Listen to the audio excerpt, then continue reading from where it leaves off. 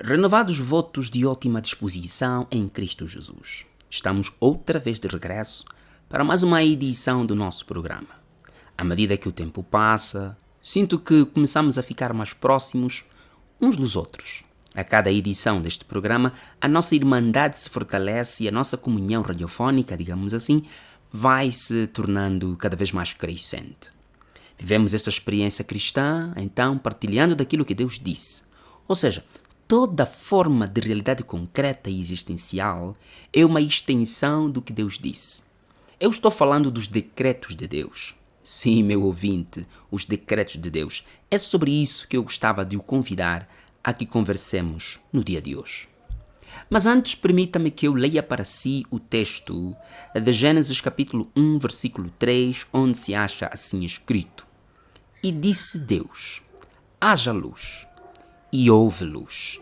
Eu sou daqueles que acredita que os 3 primeiros versículos da Bíblia constituem-se em si mesmo matéria suficiente para que possamos admirar a grandeza do Deus que nos é apresentado nas primeiras páginas da Bíblia. Todos os autores sabem o quanto é difícil encontrar primeiras palavras com as quais devemos começar um livro.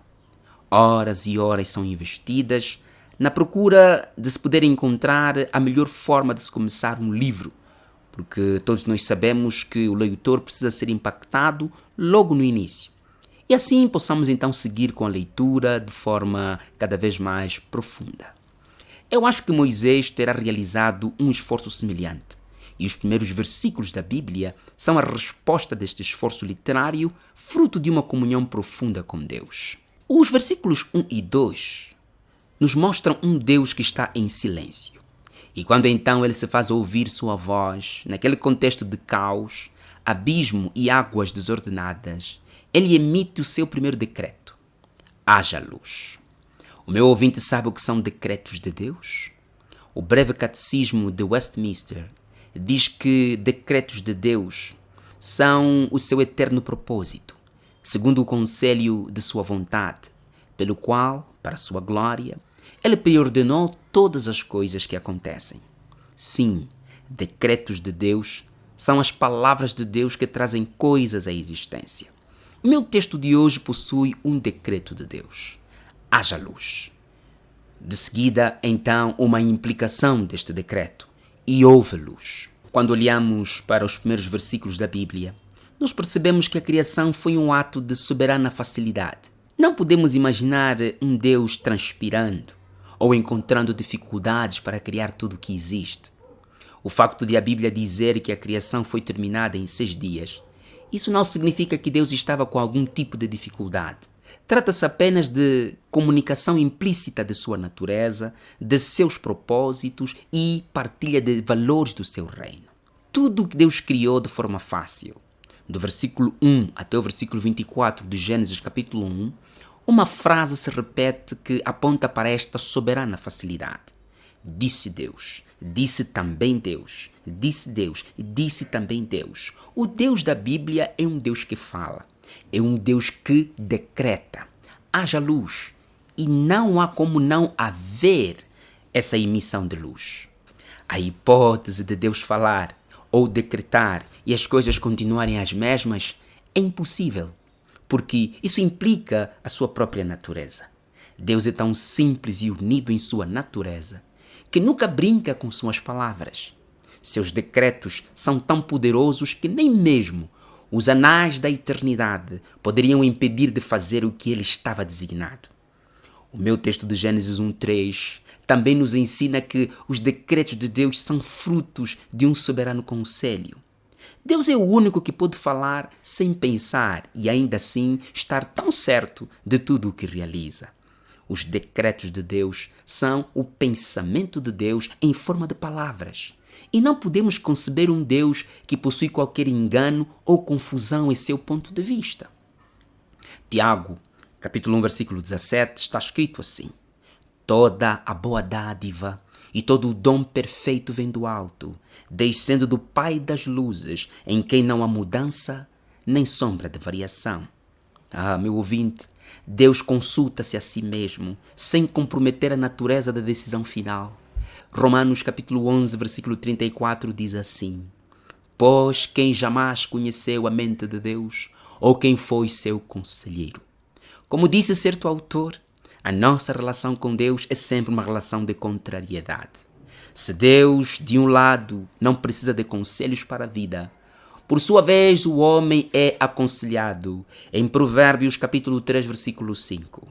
Confia no Senhor de todo o teu coração e não te estribes no teu próprio entendimento. Meu ouvinte, pense comigo. Imagine um Deus que decreta e que depois precisa revogar certo decreto para então colocar outro. Quem iria acreditar nas promessas de um Deus cheio de equívocos? Por isso é risível, é coisa de palhaço de circo ver um homem letrado ou mesmo analfabeto consultando um curandeiro para o ajudar em determinado problema. O curandeiro não possui poder para decretar sem ter que revogar ou rever sua situação. O que o quimbandeiro faz é preparar uma mentira para cada etapa do tratamento. Mas o nosso Deus que disse haja luz não poderia esperar outro resultado que não fosse e houve luz. Não é uma questão de mágica, é poder soberano, poder criacional, poder que expressa divindade e domínio universal. E como disse bem o grande teólogo Charles Hodge, a universalidade dos decretos de Deus seguem-se do domínio universal de Deus. Faça o que fizer, certamente se propôs em fazê-lo. Seja o que for que ele permita ocorrer, certamente se propôs permiti-lo. Nada, continua o autor, nada pode acontecer que não tenha sido previsto. E se foi previsto, deve ter sido disposto assim. Oh, meu ouvinte, o que eu estou tentando defender desde o princípio é que nós podemos descansar neste Deus e que Ele possui capacidade e poder para apenas falar e tudo aparecer conforme a ordem de sua vontade. Isso tem implicações devocionais. Que bom saber que quando eu oro, leio a Bíblia ou recebo uma divina instrução, eu estou acendendo a chama da fé que irá incendiar toda a floresta da dúvida da minha vida. Os decretos de Deus são a glória de Deus que se expressam por meio de um discurso. A glória de Deus é o que Ele quer, é o que Ele pensa, é o que Ele persegue. Ele começou a receber glória no início da criação. Vemos isso no refrão que se repete em todo o capítulo 1 de Gênesis. Viu Deus que a luz era boa. Viu Deus que isso era bom. Tudo quanto Deus fez era bom, pois os seus decretos cumpriram com o fio último pelo qual foram emitidos. Então alguém dirá: por que razão o pastor está nos falando destas questões teológicas um tanto complexas, sabendo que eu preciso de ajuda para o meu problema atual? Eu, porém, te digo que é a falta de conhecimento que leva o povo a perecer. Precisamos aprender que enquanto não conhecermos mais sobre a natureza de Deus, nossa vida espiritual corre ao risco de se tornar monótona, estéril e depressiva. É necessário conhecer mais sobre os atributos de Deus, para que você não espere dele o que ele nunca garantiu, para que você não pregue o que ele nunca disse, e também para que você não chore por uma dor que ele já te mostrou a cura. Jesus conhecia bem o seu Pai. Por isso, em suas orações, ele se perdia no tempo, porque sabia que o conhecimento de Deus determinava a qualidade da sua relação com ele. Meu ouvinte, talvez você precise aproximar-se mais de Deus e descobrir a beleza que lhe envolve. Você precisa encontrar paz estudando e ouvindo mais acerca de Deus. Eu sei que você já conhece bem os seus problemas, mas a pergunta é a seguinte: quanto de Deus você conhece para viver em paz e feliz, apesar de seus problemas? Pense nisso. Viva feliz com Jesus. Fique com a bênção de Deus.